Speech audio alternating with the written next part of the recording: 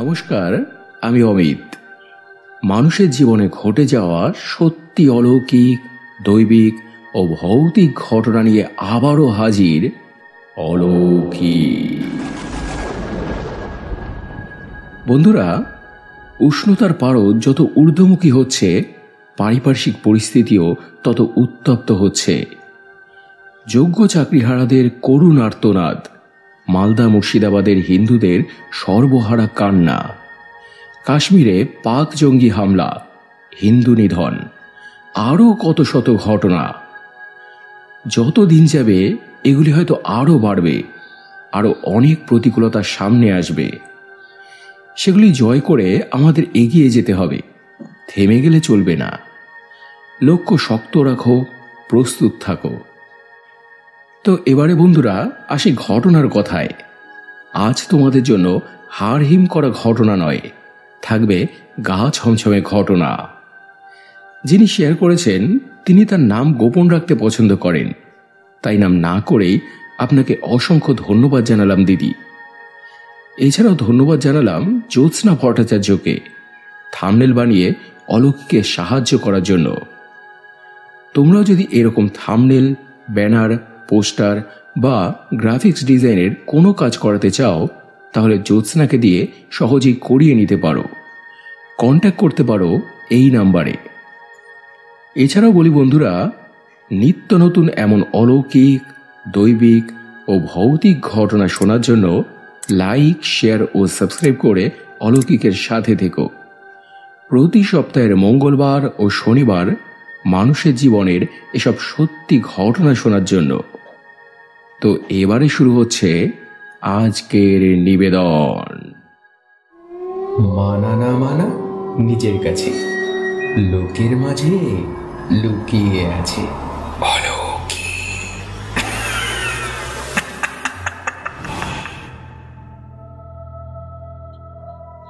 অমিত, আজ আবার তোমাকে একটা ঘটনা বলতে এলাম। তুমি তোমার মতো করে একটু সাজিয়ে গুছিয়ে নিও। প্রথমেই বলি, এটাকে তুমি আমার দোষ বলবে নাকি গুণ বলবে আমি জানি না। কোনো বাড়িতে যদি কোনো নেগেটিভ শক্তি থাকে আমি বুঝতে পারি। সেই বাড়িতে ঢুকতে গিয়েই আমি বাধা পাই, হয় পড়ে যাই, নয়তো হোঁচট খাই, নয়তো মাথা ঘুরে যায়, কিছু একটা হয়। অনেকবার এরকমটা হয়েছে আমার সঙ্গে, যেমন এই ঘটনাটায়। আমার বড় ছেলে ওর ফ্যামিলি নিয়ে ব্যাঙ্গালোরে থাকে। আমি একবার ঘুরতে গিয়েছিলাম ওখানে। ফ্লাইটে যাইনি, ট্রেনেই গিয়েছিলাম। স্টেশনে আমার ছেলে আর নাতি এসেছিল। ওখান থেকে ওরা আমাকে রিসিভ করে ওদের বাড়িতে নিয়ে যায়। বাড়িটা নতুন নিয়েছে, বেশি দিন হয়নি। 5th ফ্লোরে ওরা থাকে, লিফট আছে, কোনো কিছুর প্রবলেম নেই। তো যেই না আমি বাড়িতে ঢুকতে গেছি, হঠাৎই আমি হেলে পড়ে যেতে গেলাম। আমার ছেলে আমার পেছনে ছিল, ও আমাকে ধরে নেয়, না হলে পড়েই যেতাম আমি। আমার ছেলে আমাকে তখন জিজ্ঞেস করলো, কি হয়েছে মা, তুমি কি কিছু? আমি বললাম, না না, এমনি, এতটা পথ, এতটা ধকল, ওই জন্য, চল। তো এখানে আরো একটা ব্যাপার তোমাকে বলে রাখি। দরজার সামনেই একটা গণেশের ছবি লাগানো ছিল। আমি ওকে জিজ্ঞেস করলাম যে এটা কি রে? ও তখন আমাকে বলল যে আগে যে ভাড়াটে ছিলেন এটা হয়তো উনি লাগিয়েছিলেন, তাই রয়ে গেছে। খুবই সাধারণ একটা ব্যাপার, কিন্তু এর পেছনে যে একটা কারণ লুকিয়ে থাকতে পারে সেটা আমাদের কারোরই তখন মাথায় আসেনি। তো এইভাবে তখনকার মতো কথাটা আমি ঢেকে দিলাম, কিন্তু আর মন বলছিল যে না, কিছু একটা ব্যাপার আছে এই বাড়িতে, সবকিছু স্বাভাবিক নয়। এখানে তোমাকে আরো একটা কথা বলি ভাই, আমার নাতিও আমারই মতো। আমি তো বুঝতে পারি, কিন্তু ও দেখতে পারে। যা কেউ দেখতে পায় না, ও দেখতে পায়। তো সানডে আমার ছেলে আমাকে বলল, আজ তো সানডে মা, কোনো কাজ নেই, চলো মলে যাই। আমি বললাম যে না রে, আমি যাব না, তোরা যা। তারপর ও আর আমার নাতি দুজনে মলে গেল। সেখান থেকে যখন ফিরল তখন একটা ব্যাপার হয়। ছেলেকে ও বলল, তুই এগুলো ধরে দাঁড়া, আমি আগে গিয়ে গেটটা খুলি, তারপর আয়। বলে আমার ছেলে আগে গিয়ে গেটটা খুলল, কিন্তু ও তখনও বাইরেই দাঁড়িয়ে আছে। ওর বাবা তখন ওকে বলল, কিরে দাঁড়িয়ে আছিস কেন, আয়। সঙ্গে সঙ্গে ও কি জবাব দিল জানো? বলে, কি করে যাব, আঙ্কেল তো গেটের কাছে দাঁড়িয়ে আছে, সরুক আগে। ওর বাবা সঙ্গে সঙ্গে তাকিয়ে দেখলো যে কই, কেউ তো নেই। ওর তখন কেমন যেন খটকা লাগলো। ও তো অনেক কিছুই দেখতে পায় যা আমরা পাই না। তবে কি? তখন ও ভয় পেয়ে তাড়াতাড়ি ছেলেকে নিয়ে গেট বন্ধ করে রুমে চলে এলো। তারপর যখন আমরা ডিনার করতে বসেছি তখন আমার ছেলে আমাকে বলল, জানো মা, এরকম এরকম ব্যাপার হলো একটু আগে। আমি এবার কতক্ষণ লুকিয়ে রাখবো এসব। বললাম যে বাড়িতে ঢুকতে গিয়ে আমিও টের পেয়েছিলাম রে, যে কিছু একটা আছে এই বাড়ির মধ্যে, কিন্তু তখন তোকে কিছু জানাইনি। তো এরকম কথাবার্তা হলো সেদিন রাতে। পরদিন আরও একটা ব্যাপার হলো। আমার ছেলে অফিসে গেছে, নাতিটা স্কুলে। আমি ঘরের মধ্যে টুকটাক ঘরের কাজ করছি। আমার শুধু মনে হচ্ছে যে কেউ একজন যেন রুমের ভেতরে ঢুকতে চাইছে, ঢোকার চেষ্টা করছে বারবার, কিন্তু অদৃশ্য কিছু একটা শক্তিতে বারবার করে বাধা পাচ্ছে, ঢুকতে পারছে না। কেমন যেন একটা ভয় ভয়, একটা অস্বস্তি লাগছে আমার। বুঝতে আমি ঠিকই পেরেছি, কিন্তু তাও মনটাকে জোর করে সান্ত্বনা দেওয়ার চেষ্টা করছি যে রাতে হয়তো ঠিকমতো ঘুম হয়নি, তার জন্য এরকম লাগছে। তারপরে নাতি এলো, খাওয়া দাওয়া করে আবার টিউশন পড়তে বেরিয়ে গেল। ওর বাবা মানে আমার ছেলে লেট নাইট ডিউটি করে, অনেক রাতে ফেরে। আমার নাতি তো রাতেই ডিনার করে ঘুমিয়ে পড়েছে। আর আমি যেহেতু মুসলিম নিয়েছি, তাই রাতে 3টে সাড়ে 3টে নাগাদ আমাকে উঠতে হয়, নামাজ পড়তে হয়। তো আমি যখন নামাজ পড়তে উঠেছি, আমার ছেলে তখন ডিউটি থেকে ফিরল। ও ফ্রেশ হতে গেল আর আমি খাবার গরম করতে গেলাম। তারপর ওকে খেতে দিতে দিতে বললাম, হ্যাঁ রে বাবাই, তুই কি কোনোদিনও কিছুই টের পাসনি এখানে? তোর সঙ্গে কি অস্বাভাবিক কিছুই ঘটেনি? ও বলল, হ্যাঁ, আমারও 2-1বার মনে হয়েছে যে কিছু একটা গোলমাল আছে এই ফ্ল্যাটে। ওই ফ্ল্যাটে আমার একটা বন্ধু থাকে, নেপালি। ওকেও আমি একবার জিজ্ঞেস করেছিলাম যে কোনো ব্যাপার কিছু আছে কি না। ও বলল যে কই না তো, কিছু নেই। সত্যি সত্যি কিছু নেই নাকি চেপে গেল তা বুঝতে পারলাম না। তো সেদিনের মতো আমাদের এইটুকুই কথা হলো। তারপর যে যার মতো আবার শুতে চলে গেলাম। পরদিন থেকে ছিল আমার ছেলে ডে শিফট। ওর ডিউটি চলে গেল আর নাতিটা স্কুলে গেছে। আমিও ঘরের কাজকর্ম সেরে স্নান করতে যাব। এমন সময় দেখি ঘরের নানান জায়গায় সিগারেটের টুকরো, পায়ের ছাপ, এই সব। আমি তো বেশ অবাক হয়ে গেলাম যে এসব এলো কোত্থেকে। এই তো ঘর পরিষ্কার করলাম, তারপর তো আর কেউ আসেনি। তো আমি আবার সেগুলি পরিষ্কার করে স্নান করতে গেলাম। কিন্তু স্নান সেরে বেরিয়ে দেখি আবারও যা তাই, জায়গায় জায়গায় ওই সিগারেটের টুকরো আর পায়ের ছাপ। এবার আমার ব্যাপারটার ভালো লাগলো না। ভাবতে লাগলাম যে কিছু তো ব্যাপার অবশ্যই আছে, মনের ভুল নয়। কিন্তু ব্যাপারটা জানাবো কাকে আর কার থেকে বা জানবো? ভাবতে ভাবতে হঠাৎ মনে এলো ওই নেপালি ছেলেটার কথা, বাবাইয়ের বন্ধু। তো নাতি স্কুল থেকে ফিরলে ওকে দিয়ে ওদের ডাকতে পাঠালাম। একটু পরে সস্ত্রীক ওরা আমাদের ঘরে ঢুকলো। আমি একটু চা করে দিলাম, তারপর কথায় কথায় বললাম, তোমাদের সঙ্গে আসলে একটা দরকার আছে, একটা কথা জানার আছে। তোমরা তো এখানে অনেক বছর ধরেই আছো। আচ্ছা, এই ফ্ল্যাটে কি কেউ কখনো মারা গেছে? কোনো আত্মা ফাত্তা কিছু আছে?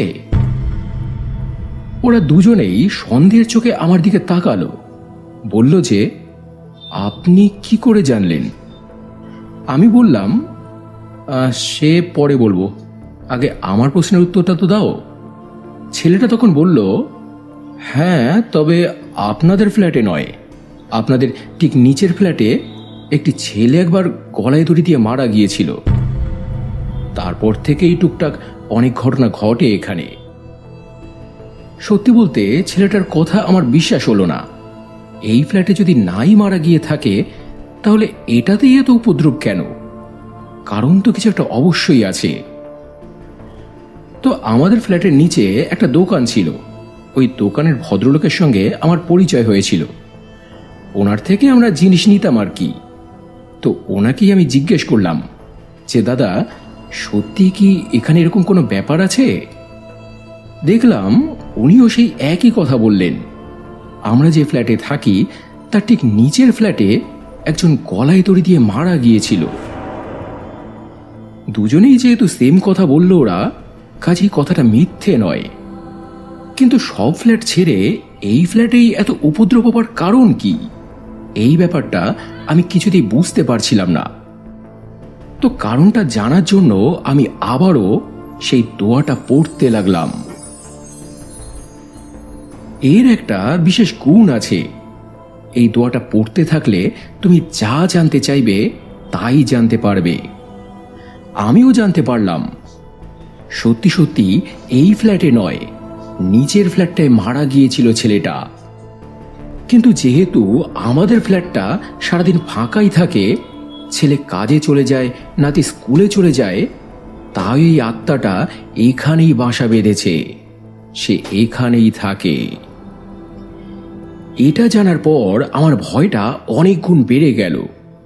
সে যাই হোক, আমায় কিছু করতে পারবে না, কিন্তু আমি চলে গেলে ওরা যখন একা থাকবে তখন যদি কিছু হয়। তো সন্ধেবেলা ছেলে বাড়িতে ফিরলে ওকে আমি এসব কথা জানালাম। দেখলাম যে ও তো শুনে ভয় পেয়ে গেল। স্বাভাবিক কথা, আত্মার সঙ্গে এক বাড়িতে কে থাকতে চায়? তো আমি ওকে বললাম যে, চিন্তা করিস না, আমি সব ব্যবস্থা করেই যাব। এখানে একটা জিনিস আরো বলা প্রয়োজন। আমাদের মধ্যে কোরআনখানি বলে একটি জিনিস হয়। এটা করলে বাড়িতে কোনো নেগেটিভ এনার্জি বা কোনো অশুভ শক্তি থাকতে পারে না।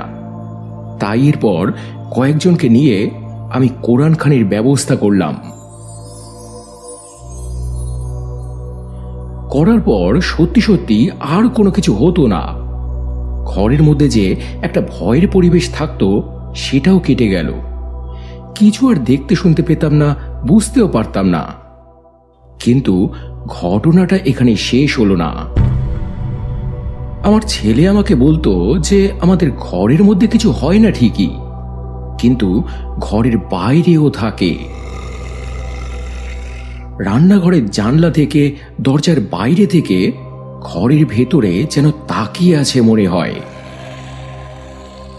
ভেতরে ঢুকতে পারছে না ঠিকই, কিন্তু তাই বলে যে বাইরে থেকেও কোনো ক্ষতি করার চেষ্টা করবে না তার কি মানে আছে? তাই আমি এরপর আর একটা কাজ করলাম। মৃতদেহের ওপর যে কফন দেওয়া হয় সেটা খানিকটা জোগাড় করলাম। এটা একটা সাংঘাতিক জিনিস। ওই দিয়ে অনেক রকম কাজ হয়। অশুভ শক্তিরা এই জিনিসটাকে খুব ভয় পায়। তো সেটা এরপর টুকরো টুকরো করে ঘরের কোনায় কোনায় রেখে দিলাম।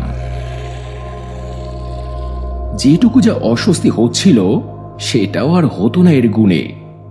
একদম সব নর্মাল এবং স্বাভাবিক হয়ে গেল। সেই থেকে আজ পর্যন্ত ওরা ভালোই আছে, আর কোনো সমস্যা নেই।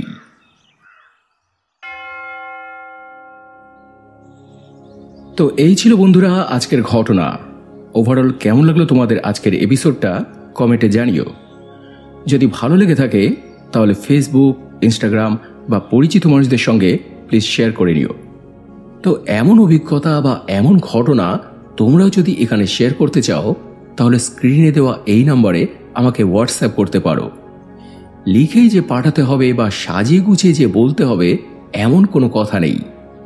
তোমরা যেভাবে খুশি সেইভাবেই এখানে ঘটনা পাঠাতে পারো। সাজিয়ে গুছিয়ে মানুষের ভালো লাগার মতো করে পরিবেশন করার দায়িত্ব আমার। এবারে গত এপিসোডের কমেন্ট পড়ার পালা, যেখানে তারাপীঠ দর্শন লিখেছে জয় মা মঙ্গলচণ্ডী জয়। মনীষা কাকিমা লিখেছেন খুব ভালো তার ভাগ্য, মা দেখা দিয়েছেন। সৌমিতা চক্রবর্তী লিখেছে দাদা প্রথম ঘটনাটা খুব বেশি ভালো হয়েছে। ক্ষমা অধিকারী লিখেছে কেমন আছো অমিতদা, তোমার কণ্ঠে দৈবিক ঘটনাগুলো শুনতে খুব ভালো লাগে।